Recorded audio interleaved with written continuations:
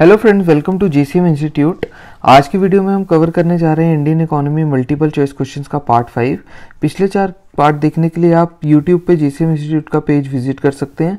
वहाँ पे Indian economy की पूरी प्लेलिस्ट आपको मिल जाएगी जिसमें आप पिछले 4 पार्ट देख सकते हैं। तो चलिए शुरू करते हैं पार्ट 5।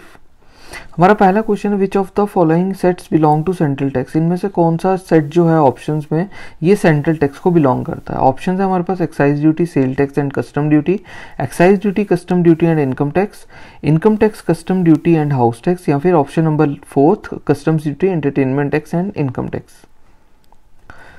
तो गाइज इसका सही answer option number 2 excise duty, custom duty and income tax. तो ये जो 3 टैक्सेस हैं ये सेट बिलोंग करता है सेंट्रल टैक्स को।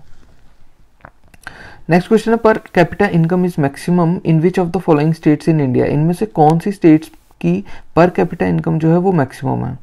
ऑप्शन है हिमाचल प्रदेश, पंजाब, गुजरात या गोवा। तो इसका सही आंसर है option number 4 Goa. What is the name of the electronic communication network of the Reserve Bank of India? Reserve Bank of India का इलेक्ट्रॉनिक कम्युनिकेशन नेटवर्क जो है उसका क्या नाम है। ऑप्शन है BOLT BOLT, RBI SAT, RBI net, RBI dot. तो इसका सही answer option number 3 RBI net. Next question है, India the largest public undertaking is. India में लार्जेस्ट पब्लिक अंडरटेकिंग कौन सी है। ऑप्शंस है Air India, Indian Railways, IOC यानी इंडियन ऑयल कॉर्पोरेशन, या फिर LIC life insurance corporation.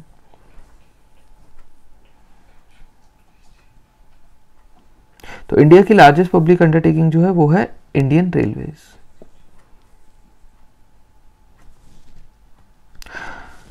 Punjab National Bank has been honored with the Golden Peacock Award 2002 for excellence in। Punjab National Bank को golden peacock award मिला था किसमें excellence के लिए। Option है हमारे पास agricultural finance, rural industrialisation, housing development, या फिर कॉर्पोरेट एक्सीलेंस।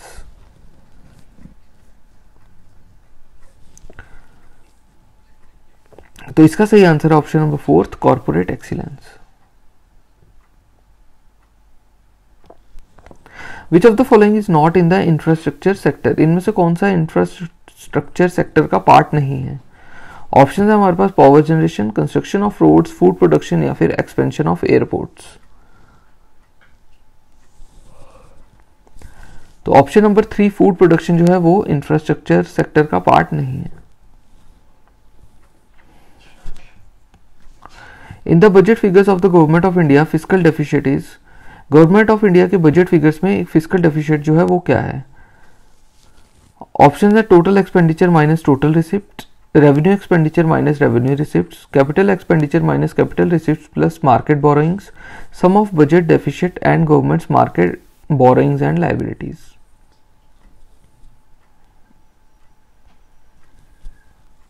तो इसका सही answer option number 4 sum of budget deficit and government's market borrowings and liabilities. यानी बजट डेफिसिट और गवर्नमेंट ने जो पैसा उठाया है, बोरो किया रहता है, या उन पे जो लायबिलिटीज है उसके सम को फिस्कल डेफिसिट का नाम दिया जाता है बजट फिगर में।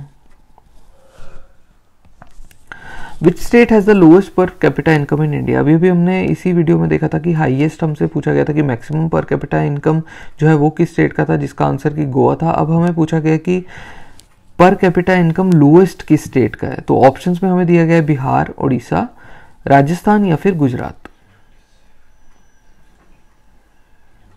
तो इसका सही आंसर ऑप्शन नंबर 1 बिहार।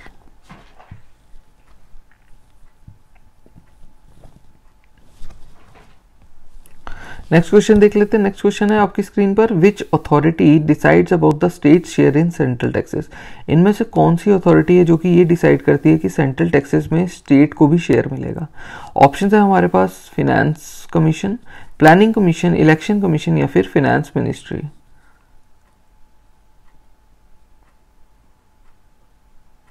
तो इसका सही answer option number 1 finance commission. तो फाइनेंस कमीशन एक ऐसी अथॉरिटी है जो कि डिसाइड करती है कि स्टेट को कितना शेयर मिलेगा सेंट्रल टैक्सेस में से। In India 1 rupee coins and notes and subsidiary coins are issued by, India में 1 रुपए के कॉइन, नोट्स और सब्सिडरी कॉइन जो है वो कौन इशू करता है? ऑप्शन है हमारे पास the Reserve Bank of India, the central government, the State Bank of India या फिर the Unit Trust of India.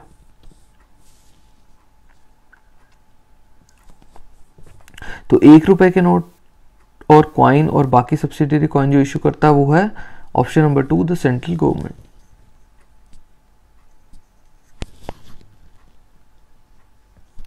Next question, the 10th plan aims to reduce the poverty ratio by 2007 to, 10th plan जो था वो 2007 में poverty ratio को कितना reduce करने का प्लान था?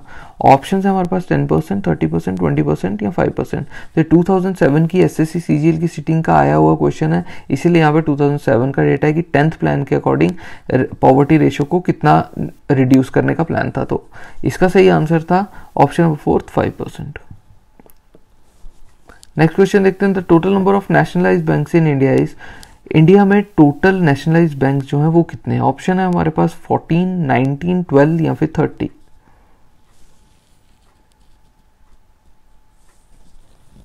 तो इसका सही आंसर ऑप्शन नंबर 3 12।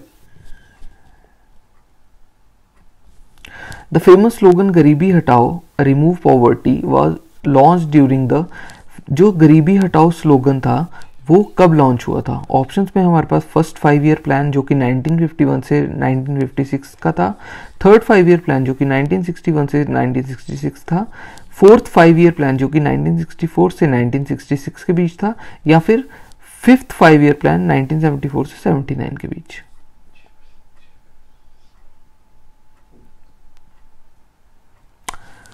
ठीक है, तो इसका सही answer option number 4 fifth 5 year plan 1974 से 79 के बीच।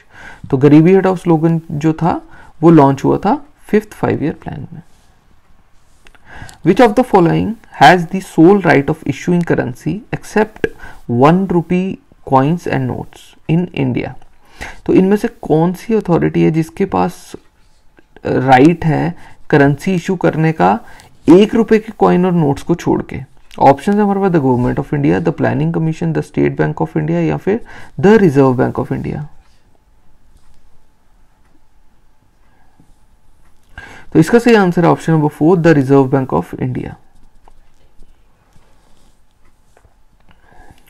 In the budget figures of the government of India, the difference between total expenditure and total receipts is called.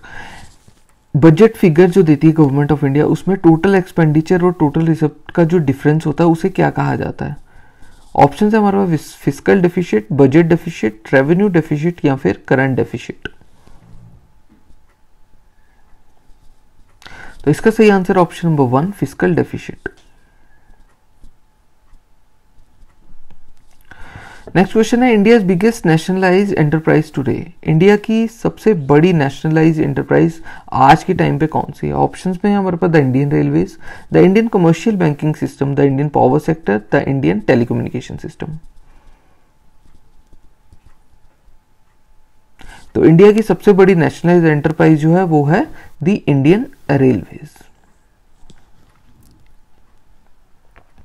Next question देखते हैं, the official agency responsible for estimating national income in India is, official agency जो कि national income का estimate देती है वो कौन सी है? ये क्वेश्चन आप हमारी पिछली वीडियो में भी देख सकते हैं, तो इसे आप इंपॉर्टेंट क्वेश्चन मार्क कर सकते हैं क्योंकि ये रिपीटेड क्वेश्चन है जो कि एग्जाम्स में पूछा जाता है। तो ऑप्शन है हमारे पास Indian Statistical Institute, Reserve Bank of India, Central Statistical Organisation या फिर National Council for Applied Economics and Research. तो इसका सही answer option number 3 Central Statistical Organisation CSO। The highest body which approves the 5 year plan in India is, the highest body जो कि 5 year plan को approve करती है India में वो कौन सी है? ऑप्शंस हमें दिए गए हैं planning commission, national development council, finance ministry या फिर यूनियन कैबिनेट।